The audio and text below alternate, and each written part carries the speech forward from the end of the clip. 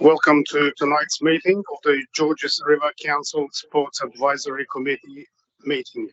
I declare the meeting open at 6:05 p.m.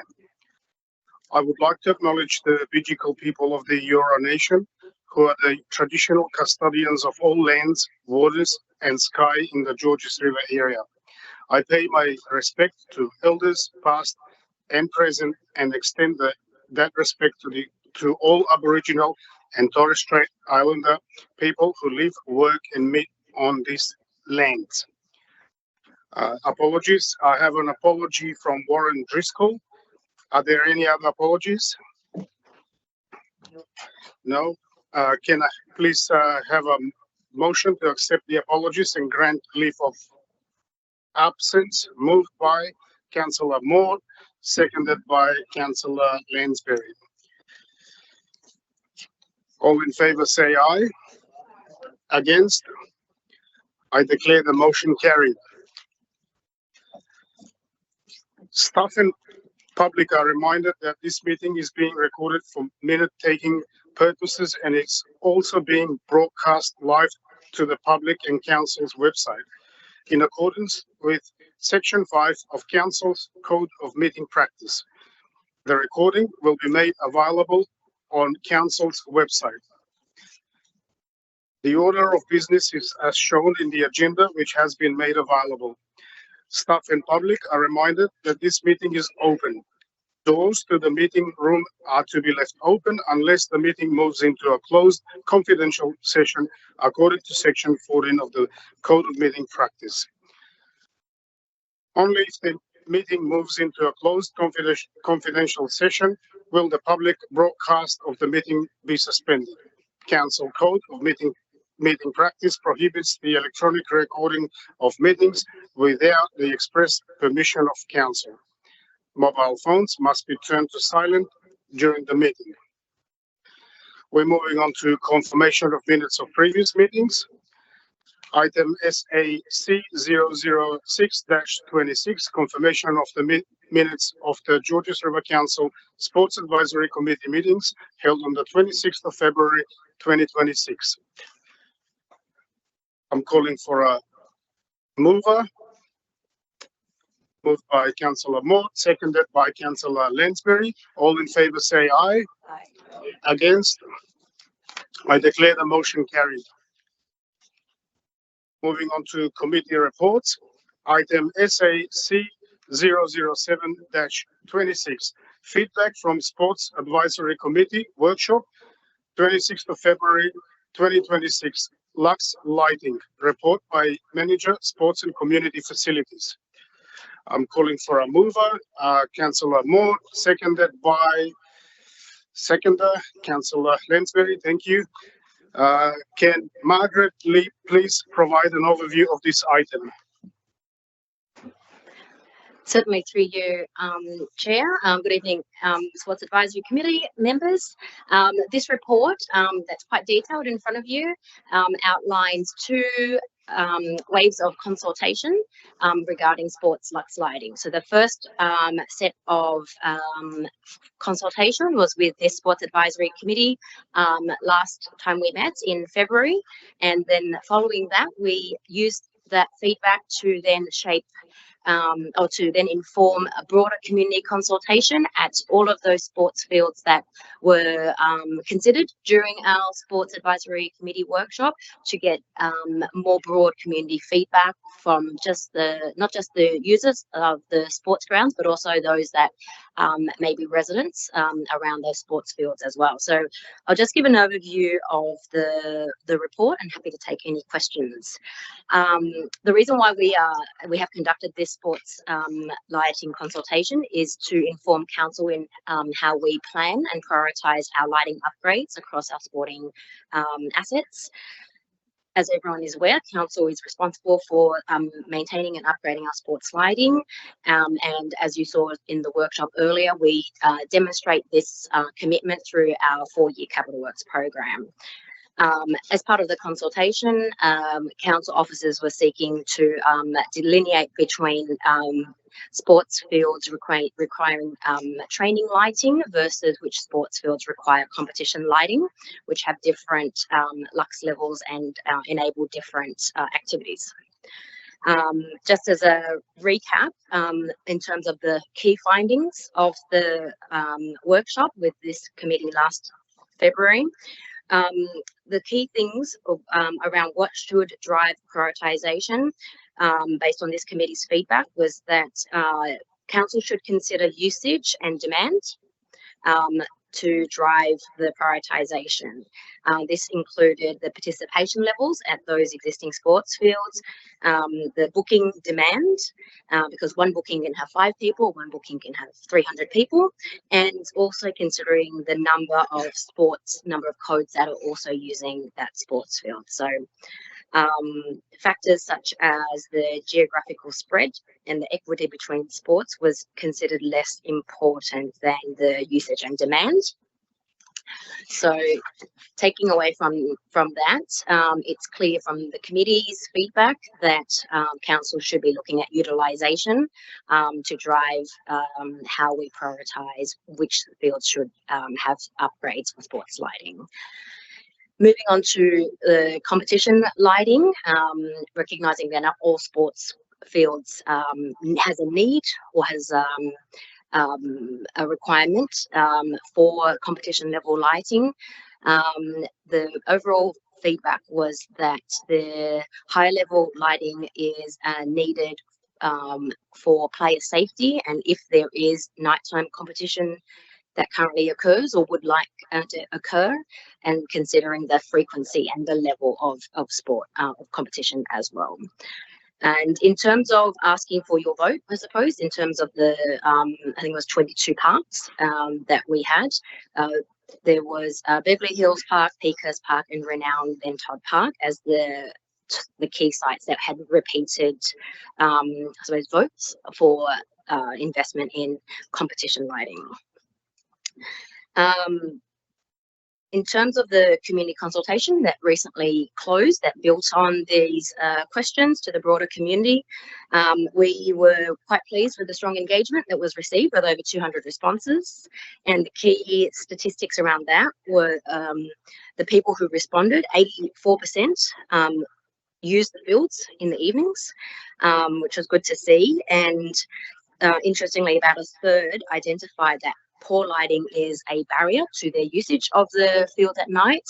And so I suppose not surprisingly, about 3/4 would use the fields more if lighting was improved. So the themes around the community feedback was that lighting is widely seen as inadequate and outdated.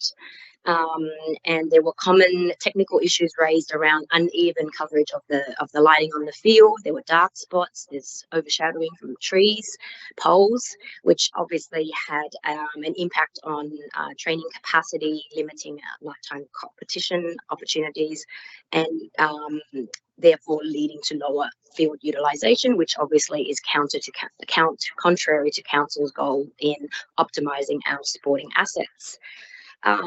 Interestingly, when we overlay the priority locations from the community's feedback with the Sports Advisory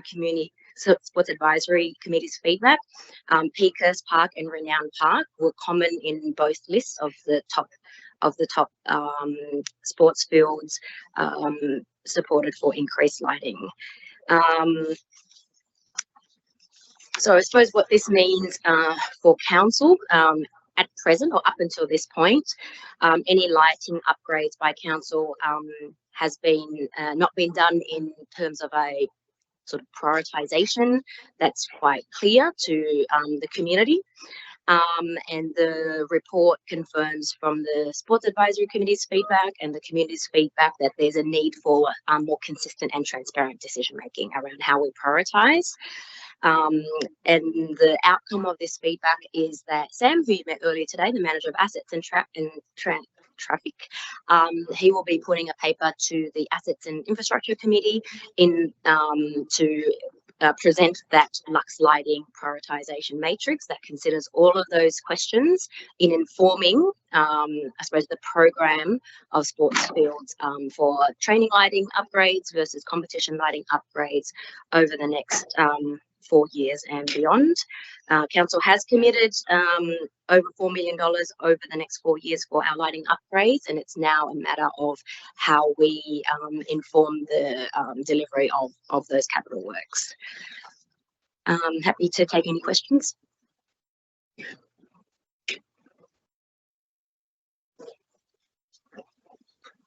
Oh, thank you.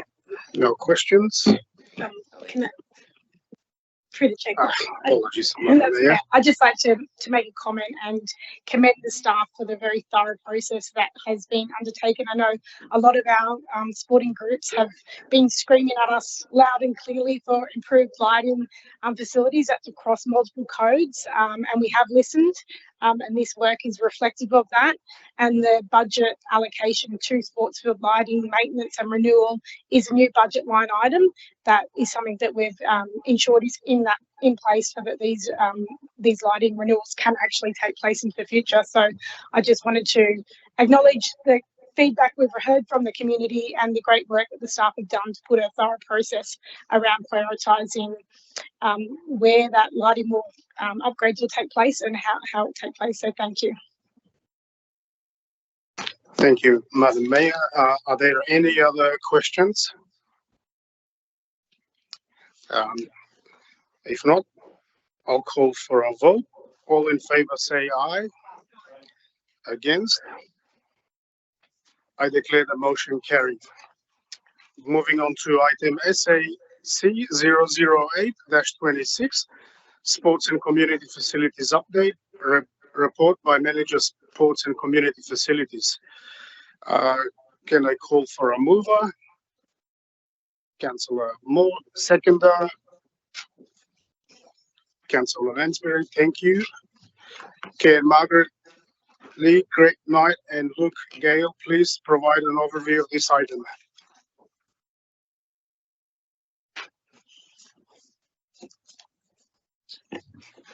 Perfect. Thank you, Mr. Chair, and good evening, everyone.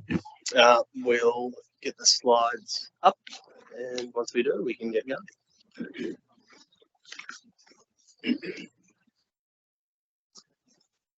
Perfect. So we'll move through and start with our managed facilities update.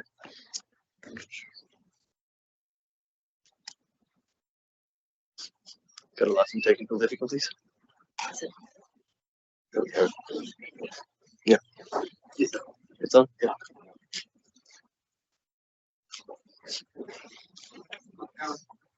No.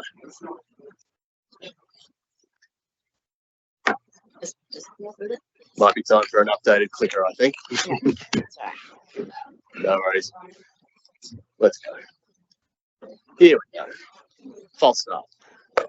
So with our managed sporting facilities, starting with Hurstville Aquatic Centre, we achieved a milestone with our 1 millionth visit after another 114,000 visits last month. This marked the fastest that this milestone has actually been reached within a financial year at the centre. Our membership remains stable and the Learn to Swim programs continue to perform really well too. The accessibility and safety improvements have been completed at Sans Souci Leisure Centre.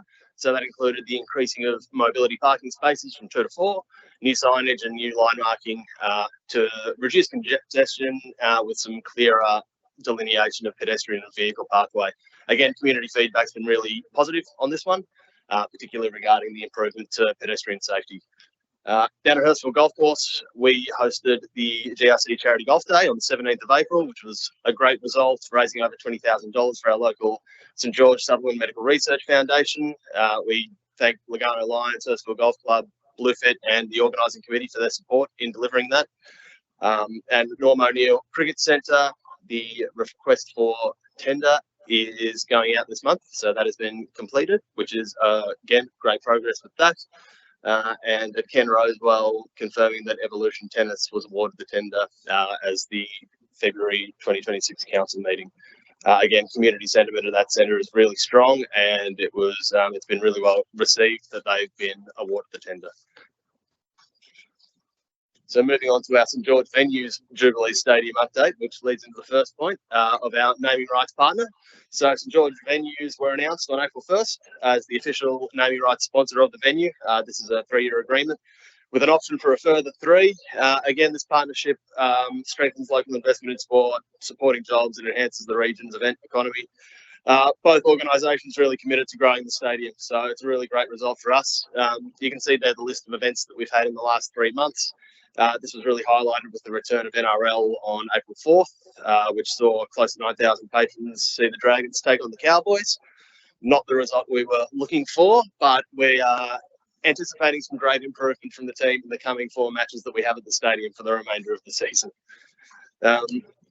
Yes. The other main point there was that we've also had our master plan and plan of management come back from public exhibition recently. So council officers are currently working through the feedback that was received for that period, and there'll be a report back to council regarding that. From a sport and recreation update, if you could click that, would be great. Thank you. Yep, so we've had our Riverwood Park relocation process. So the closure for the renovations affected several codes, as many of you in this room are well aware. That was commencing for the winter 26 season, which created a significant challenge in relocating all of our dispersed sporting groups. Council would just like to thank all the affected codes and organisations and appreciate their input, their support, and their cooperation. I think we've been successful in achieving our Tetris outcome that we needed to in terms of fitting all of the displaced groups within our existing venues.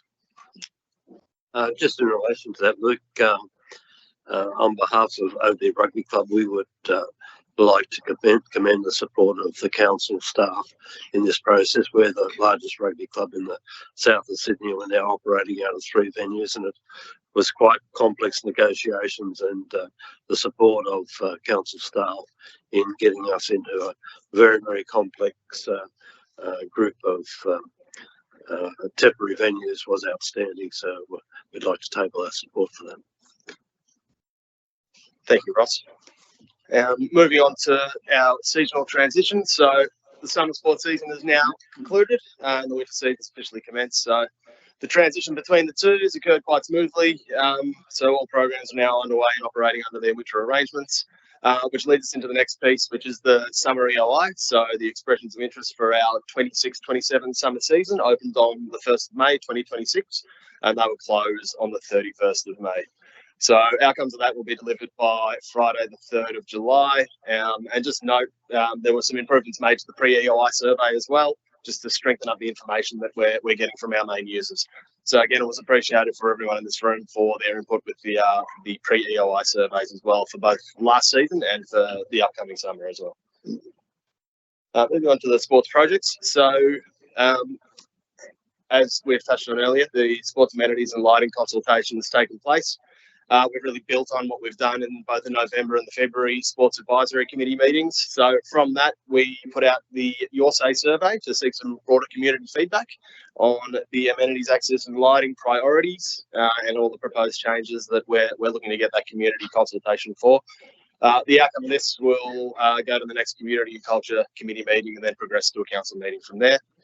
And the next main one was the future multi-sport indoor stadium feasibility study. So at April's council meeting, council endorsed the report for this study and improved the progression to stage 1, which is the strategic business case. So we're doing this in partnership with Basketball New South Wales, which will identify the sites that will be explored with the community to determine the feasibility of the preferred site.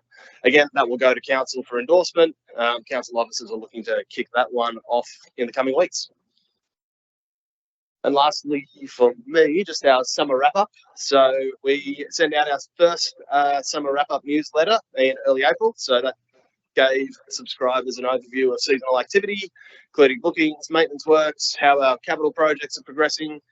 This was our first one. It also highlighted our community achievements, the key grant opportunities and any upcoming events and initiatives that council have.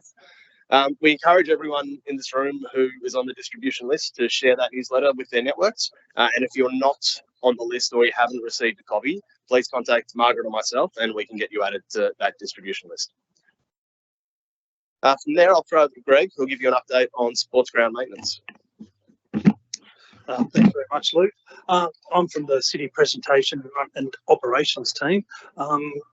So far this year, we had favourable weather conditions transitioning from the summer hirers to the winter hirers. All the cricket got out of the way on time and the winter codes were able to move in.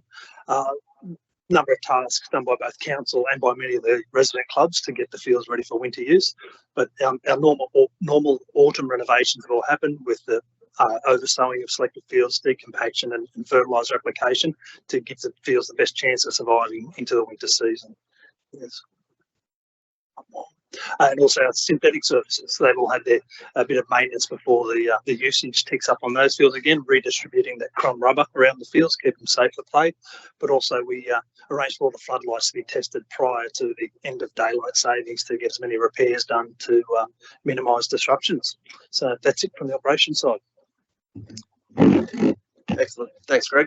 Just touching on respect and safety in sport. So promoting respect and safety in sport. Since the council resolution passed in June 2025, there's been a number of items that have been implemented. To touch on this, I'm going to invite Gary Lockwood as the CEO of Football St George. He's just going to speak on one of the actions that Football St George has implemented. So, Gary.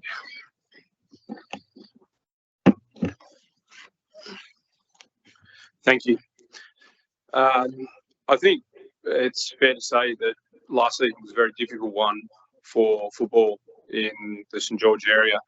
I've now been in the role of CEO for the last 12 months, and I think one of the things that was obvious through this process and through previous areas that I've worked in is that we may have been looking down the wrong path in terms of getting our sport headed in the right direction from a behavioural perspective, insofar as that whilst yes, it's true, and it's in every sport that there are challenges from a disciplinary and antisocial behaviour perspective, we often look to long suspensions and sanctions as being the solution. And whilst it is part of the solution, we decided that we would have another look and how we would be able to manage and support the majority of participants that do a good job. And with that in mind, we put together what we call a good game framework. The good game framework is really centred around behaviours from players, spectators, match officials, coaches, everybody that's involved in the sport in making good decisions in terms of when things are not working out the way that they would like. When they think referees have made a bad decision, when someone maybe shoves them or something happens where they have the opportunity to decide what happens next. And what we're really looking at in terms of the good game framework is reducing the instances of abusive behaviour and violence. And they're obviously two things that you read about a lot. We see a lot of on the news, and it is something that happens in a lot of sports. So the good game framework really addresses that by providing opportunities for teams to earn extra competition points by good behaviour. So within the framework, there are 5 areas that we look at that really are around abusive behaviour, dissent, spectator behaviour, and violent conduct. And if teams are able to get through the first half of the season in doing that without any of those, then they'll get an extra competition point. What we also decided to do was enable teams that did have challenges in the first half of the season to be able to come into calculation for an extra point in the second half of the season by addressing their behaviour. Now, teams that can do that for the whole season, they get an extra 3 competition points, which is the equivalent of an extra win. And I think at some point that may be the difference between teams making semi-finals, winning competitions. So it is a significant change in the way that we look at our sport. And I think from my own perspective, the conversations that have been had at our delegates meeting where clubs get together, the phone calls that I have and my interactions with clubs is that the conversation has now changed to a more positive one so that they can understand how they can best support these programs to get the best for their teams. And I think that's been a very positive change for us. And whilst it's only early days, we're 6 rounds into our season, the statistics that we took a couple of weeks ago show that violent conduct and abusive behaviour is down by over 25% from last season, which is significant. And we're encouraging our clubs not to take their foot off that accelerator and continue with the positive process. And anyone that follows any of our social media will see that we've got a significant advertising and promotion campaign in respect and how individuals can play their part in making sure that the sporting environment is exactly that one where good sportsmanship is right at the top of everybody's agenda. Thank you. They still going? Okay, sorry. Apologies. Continue. Thank you, Gary, for that. And for anyone who's interested in reading through the Good Game framework that Football St George have developed, it can be found in tonight's business papers under attachment number 2. Yep, so moving on to grant opportunities. So we've got our current open grant opportunities listed above. Again, we've gone through this in the workshop, but if you do want further detail around these grants, we encourage you to contact our grants and projects officer. I can get his details passed on to anyone who's interested to learn more about the opportunities that we have currently open within council. And I'll pass over to Margaret for the final slide. I say the awkward things.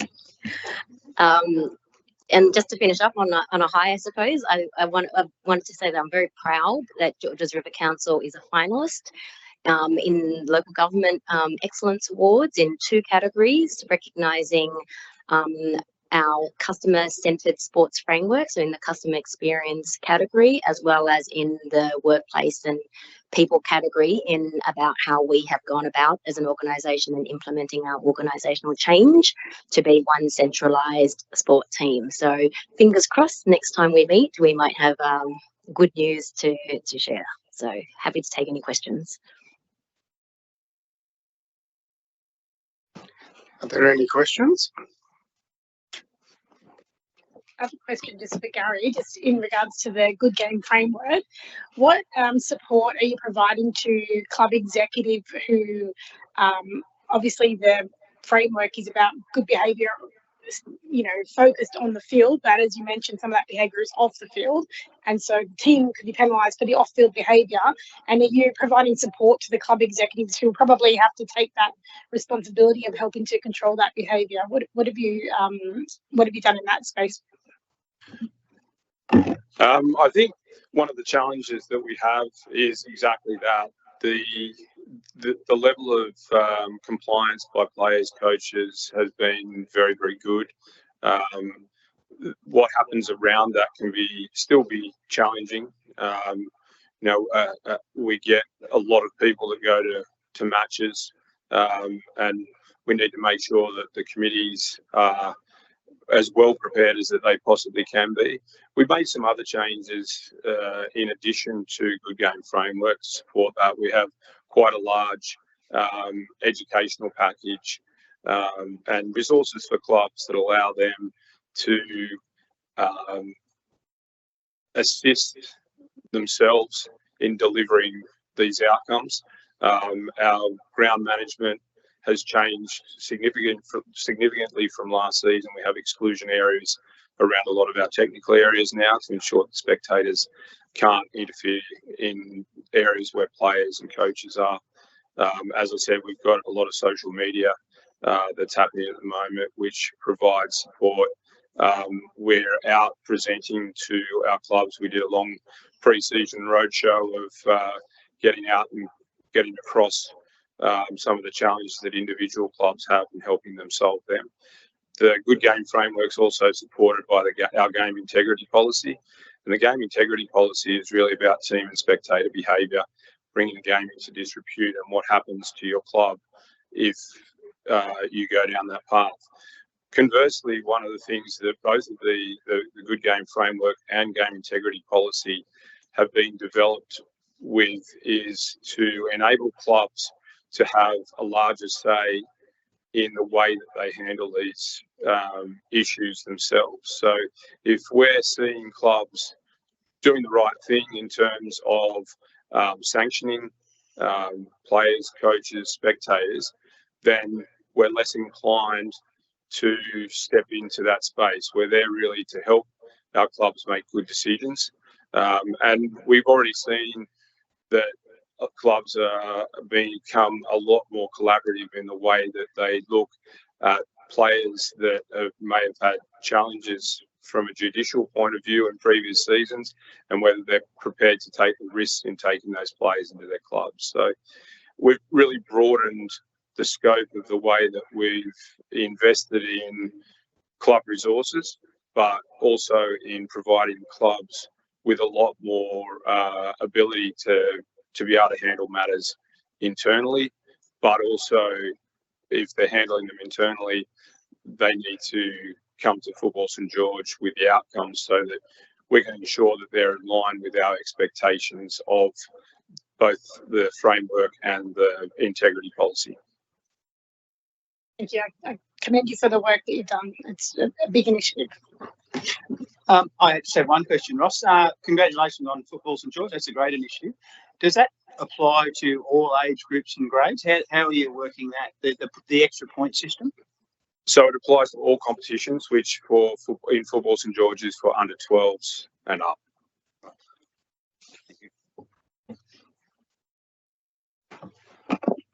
Thank you. Are there any other questions? If not, I'll call for a vote. All in favour say aye. Against? I declare the motion carried. Next item, SAC 009-26, Manager Community Report by Manager Community Impact. I'm going to call for a mover and seconder. Moved by Councillor by Nick Spurley and seconded by Dale Willis. Thank you.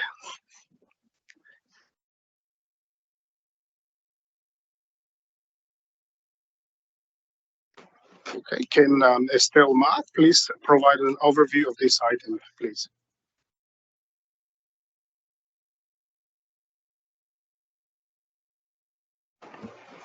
Hi, good evening, everyone. It's lovely to meet most of you. I haven't met you yet, so I've got a few slides just to illustrate the report that are probably going to come up very soon. But the reason why I'm here tonight is because we currently have two very important documents in our area that are up for review, and we wanted to get your very valuable input. So these two documents are do we have the slides coming up? Okay. All right. That's okay. I'll give an overview. You can imagine what it looks like. So the two reports are the Social Justice Charter and the Customer Experience Strategy.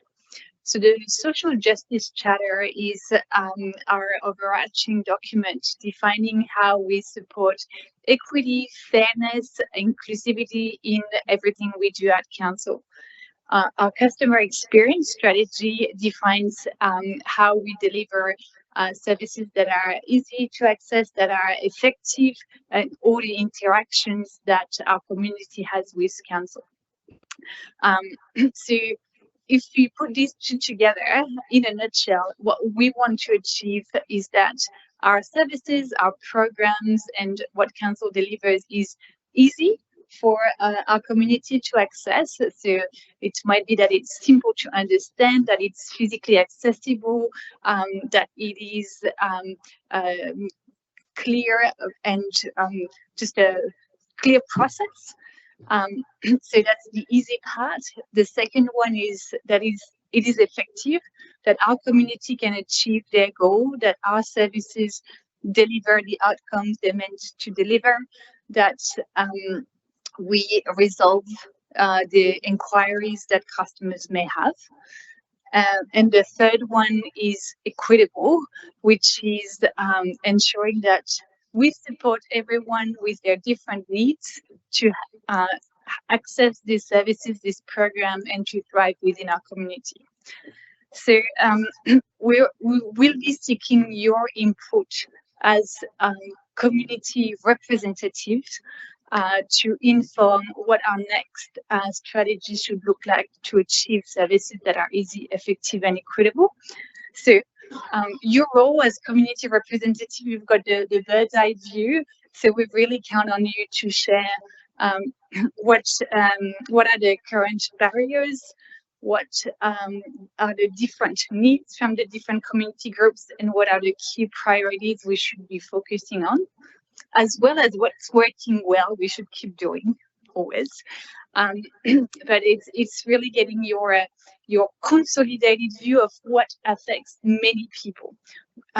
So that's really your role as community representative.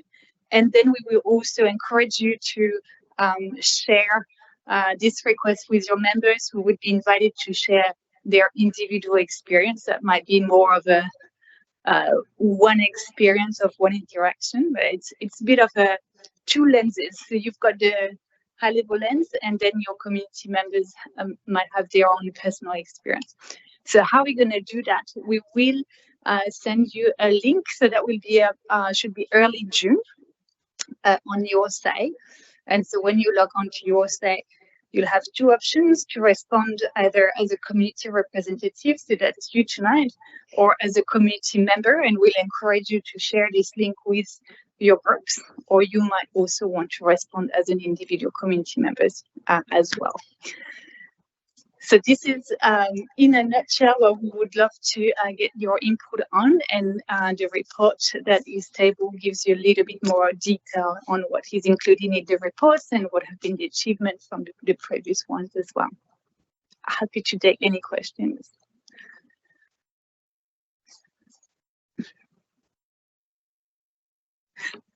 All right. Thank you. Any questions?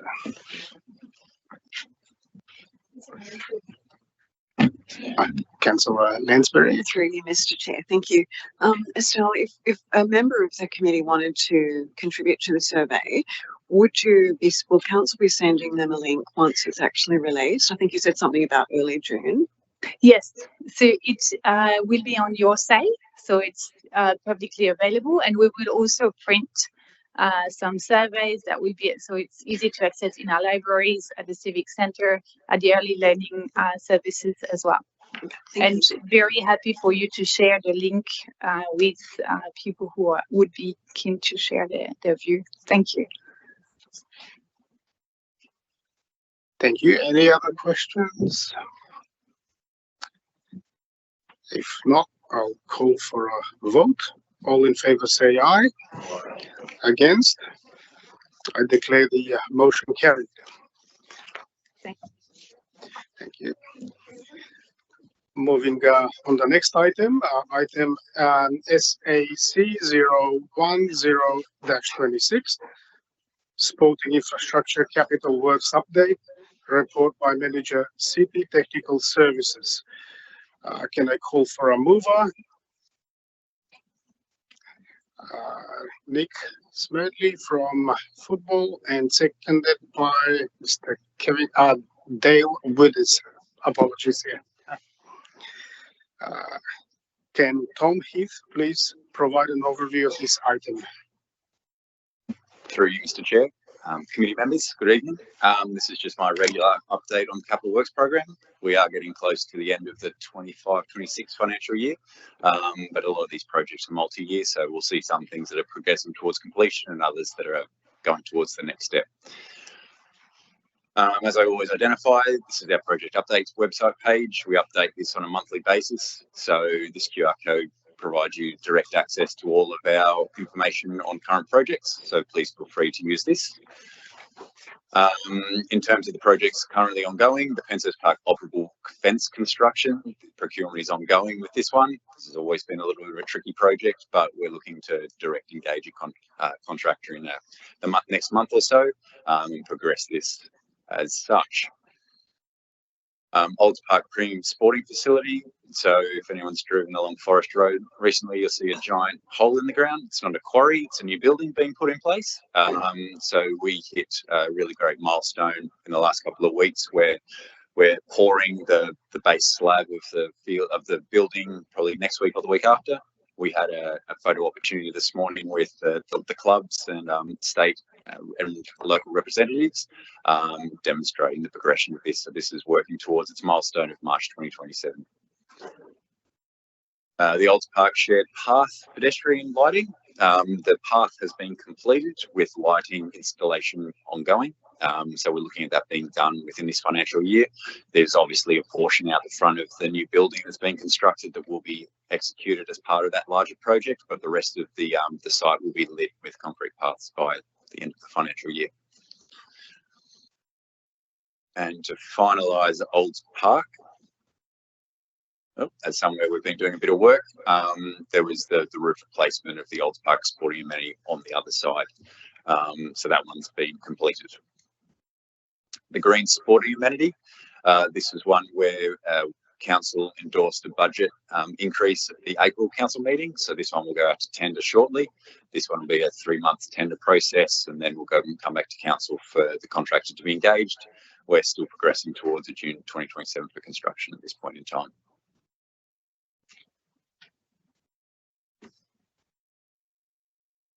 Jubilee Eastern toilet block, as Luke alluded to in one of the previous ones, the master plan associated with is ongoing as well. Discussions are being had of how this toilet amenity fits in with our master plans, and a report will be going up to council in the next coming months associated with that.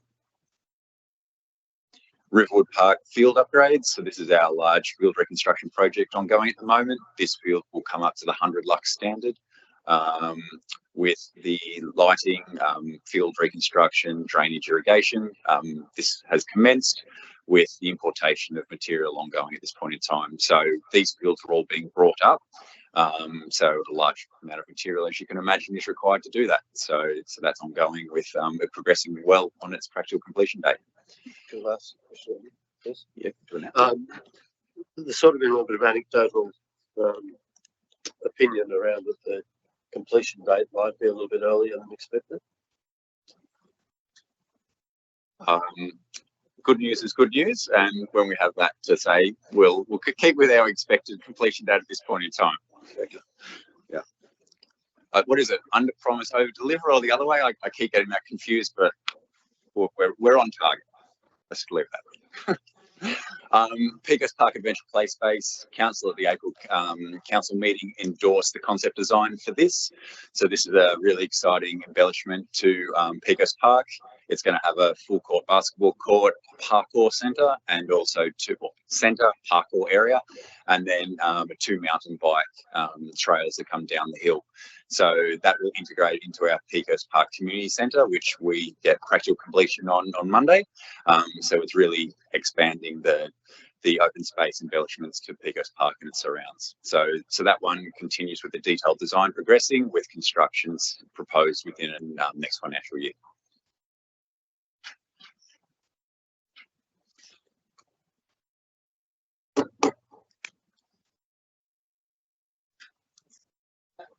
I might have broken doing that. Where am I going? You. Next. Yep. Gifford Park sporting amenities. So this is the construction, well, currently the design of a sporting facility and public amenities at Gifford Park. To date, Gifford Park only has public amenities with temporary facilities brought to site for the winter season. The concept design is out, closed from community engagement today.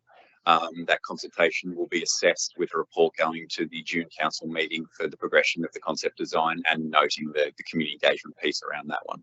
So that one will progress towards, as that aligns, a December completion of the designs and the construction by June 2028. Oh, God.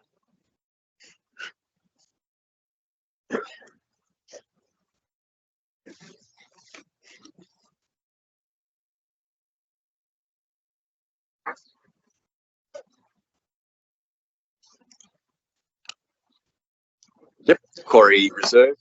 We've engaged the consultant to execute the design.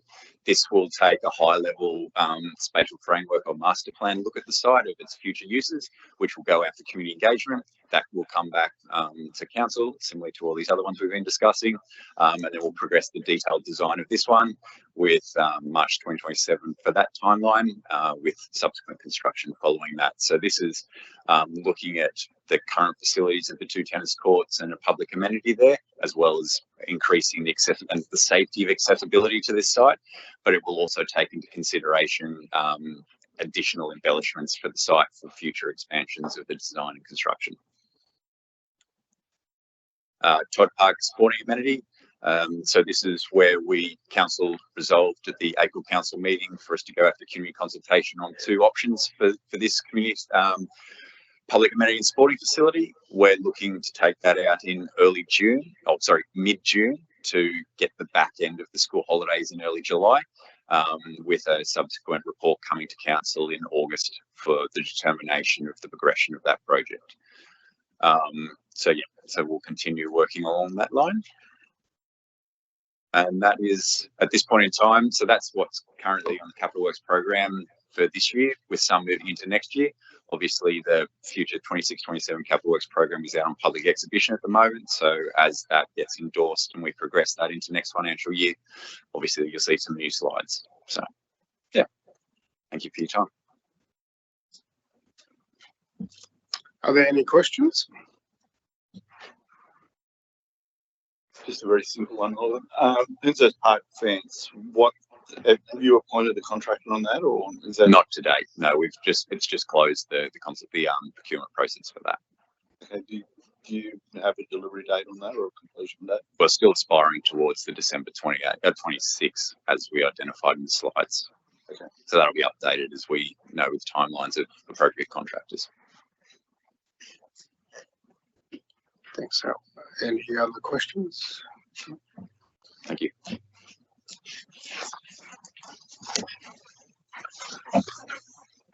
If there are no more questions, I will call for a vote. All in favour say aye. Against? I declare the motion carried. Next item on the agenda is SAC 011-26 Cars Park Aquatic Facility. Report by Executive Manager City Futures. Can I call for a mover? Mark Smith, Mr. Mark Smith, thank you, and seconded by Councillor Moore. Thank you. Can Bryce Spelter please provide an overview of this item? I can. I do sit on the PCG with Kent for this project. We continue to work closely with the Office of Sport to deliver this aquatic facility at Cars Park. Currently, all planning approvals have been received. The design has been up to the 80% level. It's been out to market with 3 selected appropriate contractors that can deliver the project. And we've received those submissions, and the Office of Sport and the Working Party are currently reviewing those submissions, and we're still on track in terms of a delivery for late 2027, the 27-28 summer season. And that's the extent of the update at this point in time until we can appoint a contractor and get a time schedule, but it's looking good. Thanks for working so closely with them and look forward to getting in that pool. Thanks. Thank you, Bryce and Councillor Moore. Are there any other questions? If there are no other questions on this item, I will call for a vote. All in favor say aye. Against?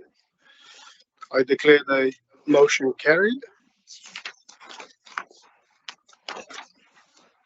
There being no other business on the agenda, I declare this meeting closed at 6:55 p.m. Thank you.